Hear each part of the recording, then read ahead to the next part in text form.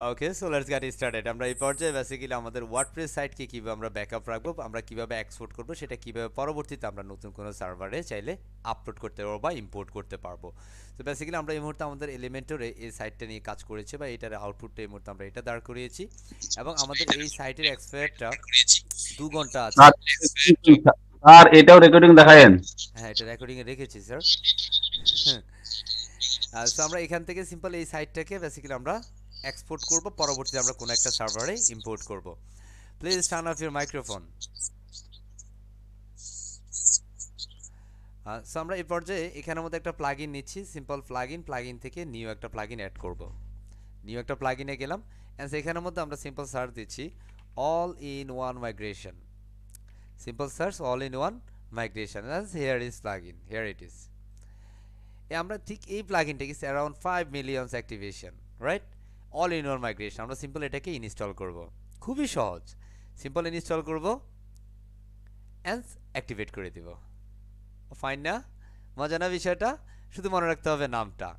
এটা ইনস্টল করে অ্যাক্টিভেট করার পরে আপনি দেখবেন এখানে অল ইন ওয়ান মাইগ্রেশন নামে একটা অপশন চলে আসছে।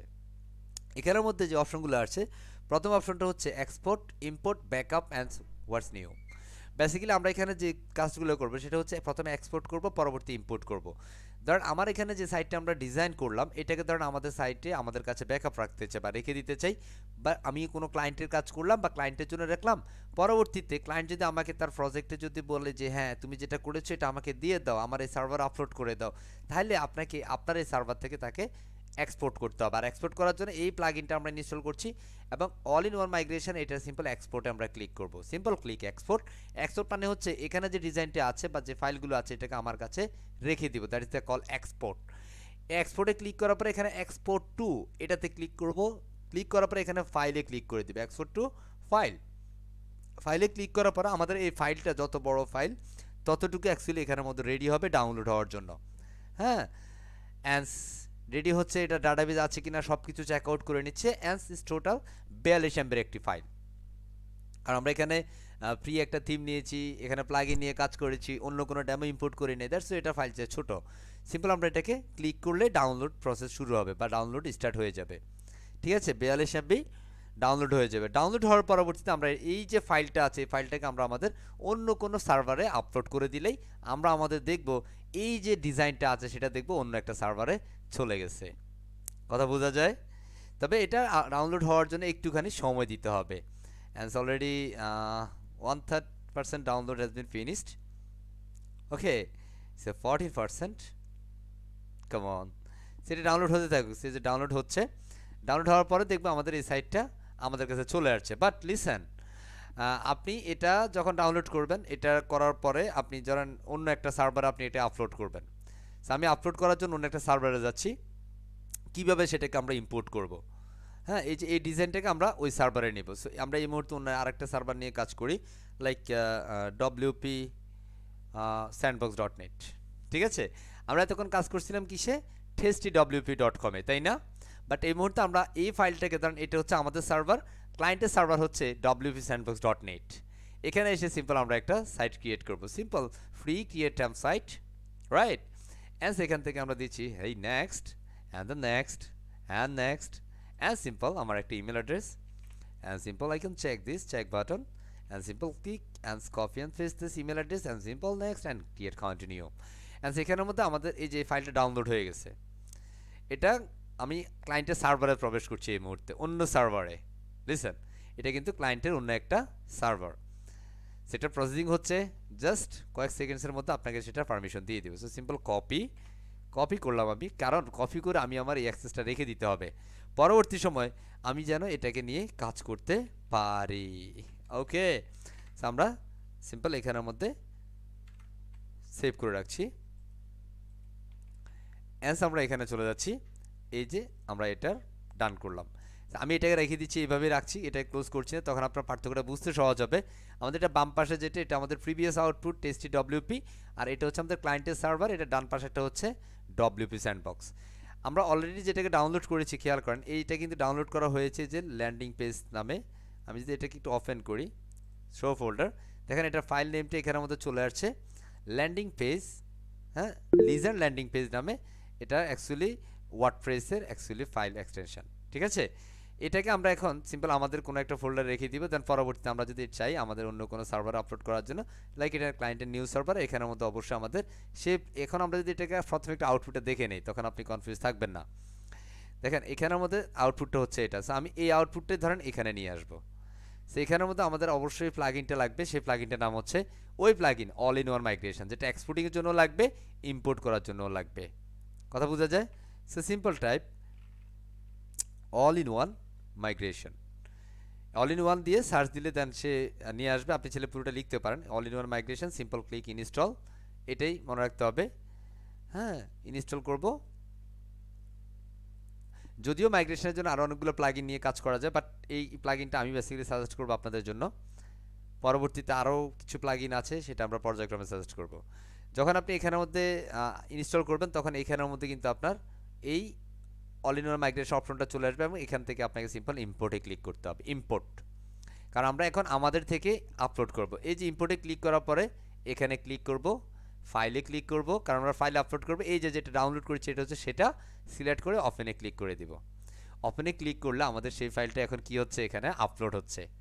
বোঝা যায় কি হচ্ছে? আপলোড হচ্ছে। আপলোড হলেই দেন হচ্ছে আমরা দেখে ফেলবো আমাদের আউটপুটটা। কাম অন,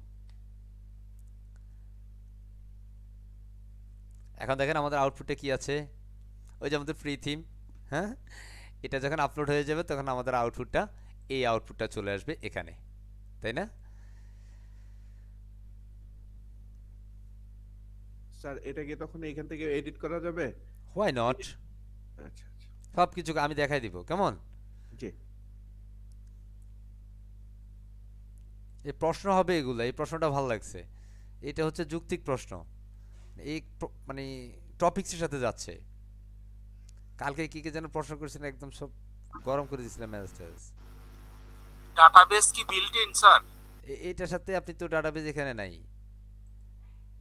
এখানে ডাটাবেস ছিল, আমরা ডাটাবেস ক্রিয়েট করছি। না না, এটা ক্রিয়েট করা ছিল না।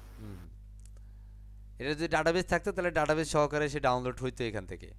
কথা বুঝছি? যদি এটাতে ডাটাবেস থাকতো তাহলে আমরা ডাটাবেস সহকারে অটোমেটিক ডাউনলোড হইতো, এটাতে না থাকার কারণে সে ডাটাবেস ছাড়াই ডাউনলোড করেছে। সো আমাদের এটা অলরেডি ইম্পোর্টিং চলছে, and import finished 100%, and preparing হচ্ছে, অ্যান্ড ফাইলটা অ্যাকচুয়ালি এক্সটেনশনস, অ্যান্ড দেন কুল প্রসেসে ক্লিক করতে হবে। প্রসেস। আচ্ছা, আমার একটা কোয়েশ্চেন আছে। এখনো এটা শেষ হয় নাই, প্রশ্নটা নিবে একটু পরে। কেমন? আমরা যদি এখানের মধ্যে একটু রিফ্রেশ করি, জাস্ট রিফ্রেশ, আমরা দেখব আমাদের আউটপুটটা কি হয়।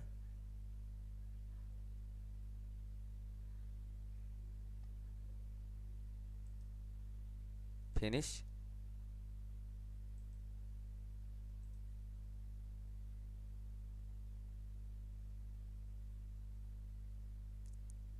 Alright, let's see the magic. এটা দেখেন WP স্যান্ডবক্স 7 ঘন্টা 55 মিনিট আছে, তাই না? আর এটা হচ্ছে আমাদের পূর্বেরটা, এটা কি টেস্টি WP, রাইট? সবগুলো কি আন্ডারস্ট্যান্ড প্রপারলি, অ্যান্ড এগুলো কিভাবে অ্যাকচুয়ালি কাস্টমাইজ করব। চলেন আমরা এবার ড্যাশবোর্ডে যাই। ড্যাশবোর্ড, অ্যান্ড এটার মধ্যে যে আমাদের ইউজার নেম পাসওয়ার্ড আছে, ড্যাশবোর্ডে যাওয়ার জন্য সেই ইউজার নেম পাসওয়ার্ড আমাদের দিতে হবে। username and then password and simple login. Error, something is wrong. এটা কোনটা? এটাই তো।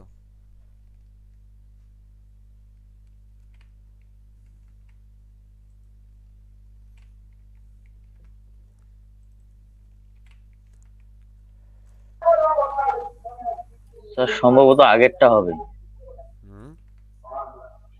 স্যার আগেরটা হবে, এটা তো এটার। এটা তো WP স্যান্ডবক্সের না স্যার আগেরটা হচ্ছে। স্যার এটা ব্যাকআপটা যেহেতু আগের ইয়া থেকে হোস্টে নিলাম, ওখানে আগের পাসওয়ার্ডটা হবে। আচ্ছা এক মিনিট, ও আচ্ছা হ্যাঁ তাই তো। আমরা এখান থেকে আমরা আগেরটা ওপেন করব। সুতরাং আগেরটাই হওয়া স্বাভাবিক। জি, সিম্পল লগইন। সেভাবে আমরা এখানের মধ্যে পারফেক্টলি চলে আসবে আমাদের ওয়ার্ডপ্রেস ড্যাশবোর্ডে। ঠিক আছে, এই যে আমাদের পূর্বে যা কিছু ছিল সব কিছু কিন্তু এখানে পারফেক্ট ওয়েতে চলে আসছে, রাইট না? এখান থেকে যদি আমরা আউটপুটটা দেখি, দেখেন আমরা আমাদের আউটপুটে চলে আসছি, and there is our new output. Okay, perfect. এখন যদি আপনি কোনো কিছু চেঞ্জ করতে চান, প্রশ্ন অনুযায়ী যদি আমরা কথা বলি, লাইক আমরা এখানে চেঞ্জ করব simple edit with Elementor, and you can change everything, no problem at all. Okay, পারবো ইনশাআল্লাহ? কথা কয় না? আমরা কি এক্সপোর্ট ইম্পোর্টের বিষয়টা পুরোপুরি clear? Inshallah, we can overcome. Export ইম্পোর্টের ক্লিয়ার, পুরো বিষয়টা ক্লিয়ার? এখন ধরেন এখানের মধ্যে আমি জাস্ট কন্টেন্ট চেঞ্জ করছি, লাইক অ্যাবাউট আছে, আমি সিম্পল লিখলাম অ্যাবাউট মি। ওকে, জাস্ট এই কন্টেন্টটা চেঞ্জ করলাম। Okay, just change and just it's refresh, just it's upload it, update and refresh, and here is about me. Okay, as previous output about us, as এই মুহূর্তের output about me. Hopefully we can understand properly actually আমরা কীভাবে actually একটা ফাইলকে export করবো, কীভাবে import করবো, and সেটাকে properly কীভাবে আমরা লগ ইন করবো, অ্যান্ড ফাইনালি সেটা অ্যাকচুয়ালি কাস্টমাইজও কীভাবে করবো। আশা করছি আমরা পুরো বিষয়টা যথাযথ বুঝতে সক্ষম হয়েছি ইনশাআল্লাহ। Yes, sir. সো এই পর্যায়ে যদি কারো কোনো প্রশ্ন থাকে আমাদের এই ইম্পোর্ট এক্সপোর্ট নিয়ে একটু প্রশ্ন করতে পারেন। Any query?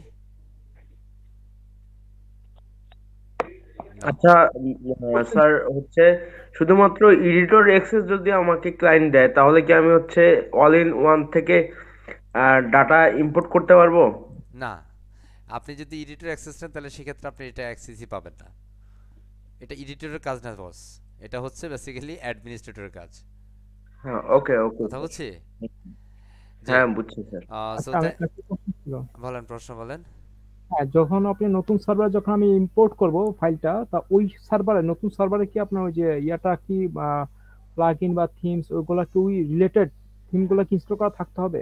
না, কিছু থাকতে হবে না। আমরা কি এখানে কিছু করা ছিল? ও আমাদের আচ্ছা, এটা ডাইরেক্ট ফ্রেশ নিয়ে ছিল গেলেই না, হবে, আমরা ওইখানে ডাইরেক্ট ডাইরেক্ট ওটাকে যেভাবে ইম্পোর্ট ডাউনলোড করলেই করছি হয়ে যাবে, এটাকে হ্যাঁ? এখানে ইম্পোর্ট করে দিয়েছি। কথা বুঝছি? আচ্ছা, তো জি, সো থ্যাংক ইউ। আমি আমার ক্লাস রেকর্ড এখানে স্টপ করে দিচ্ছি। Thank you very much everyone.